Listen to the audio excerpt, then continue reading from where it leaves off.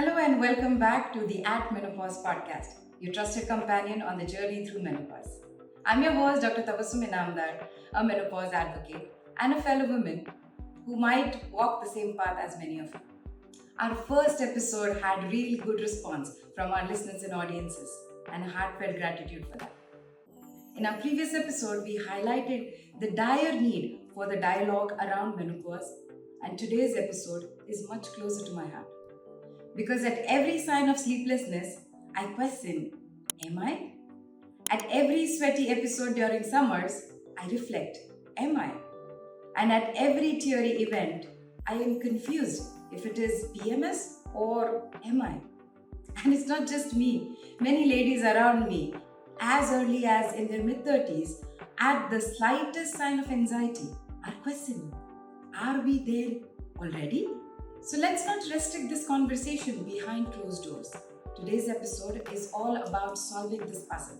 It is for understanding the stages of menopause, how our hormones shift, and more importantly, what can be done starting in your 30s and 40s to prepare ourselves naturally and holistically to face menopause. Now remember, first things first, menopause is not a disease. It is not a disorder, but a natural part of aging. We can categorize the phases of menopause into 4 stages. Premenopause, which starts at puberty, 12 to 13 years of age give and take, when the fertility is good, periods are regular, and there is a whole life ahead of you. Then comes perimenopause, the transition from your peak reproductive years towards the end of your reproductive years, where we are starting to get symptoms but we're still getting periods. Sometimes the periods are skipped, sometimes heavier, lighter, but you are still getting them. Here, the estrogen and the progesterone are fluctuating dramatically, and these causes anxiety, breast tenderness, sleeplessness, also a lot of other symptoms. This phase is unpredictable and is often just dismissed as stress. But it's your body whispering that the change is coming. One month you may feel fine, and the next month you're wondering why you're snapping at your partner every now and then. And this is not your fault. It is your biology asking for attention. The lower the estrogen gets, the more symptoms you might experience, from joint pain to brain fog to weight gain around the belly area and even loss of interest in intimacy. Then comes the actual phase of menopause. Medically, menopause is defined as 12 months without menstrual period. The average age globally is around 51, but it can range from 45 to 55. And at this stage, your ovaries significantly reduce hormone production, especially estrogen. The result? Hot flashes, which become more regular, your metabolism slows down, and emotional shifts can deepen. Then comes postmenopause. Most women do not like this because as much as it sounds like finally it's over and done and dusted, it's never over, to be honest. This is the new normal. Hormone levels stay low, symptoms may ease, but it does put you at risk of different kind of diseases. The egg production stops, but however, the risk of bone thinning, that is osteoporosis, heart disease, and vaginal dryness may increase with the estrogen drop. Women secrete estrogen and progesterone, which is predominantly the female hormone, but we also secrete significant amount of testosterone.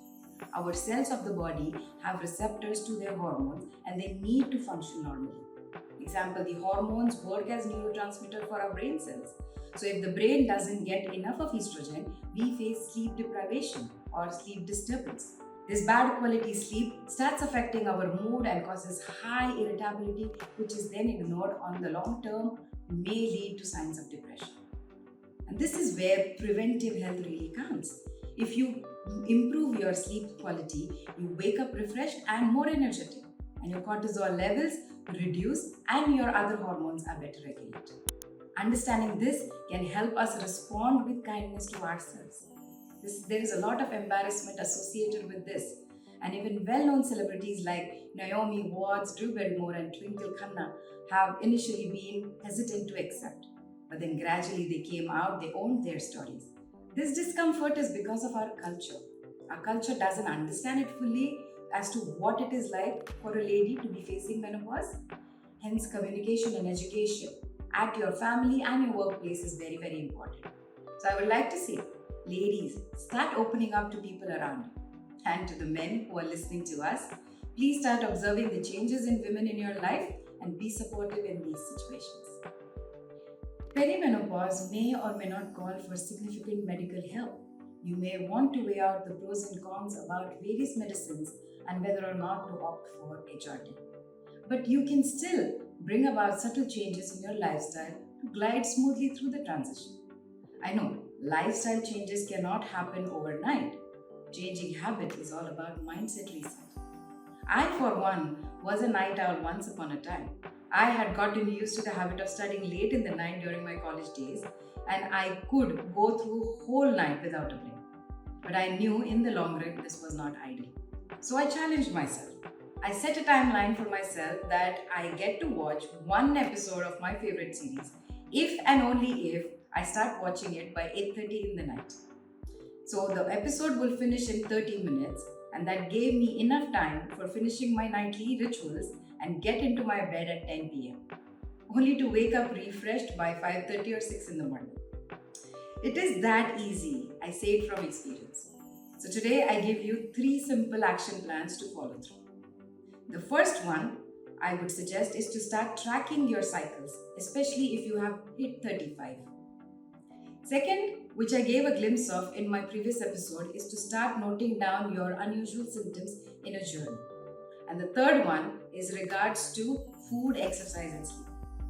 Write down one healthy goal around each one of them, that you would want to see yourself doing for the rest of your life. The first step is the spark that can light up your entire universe, as they say.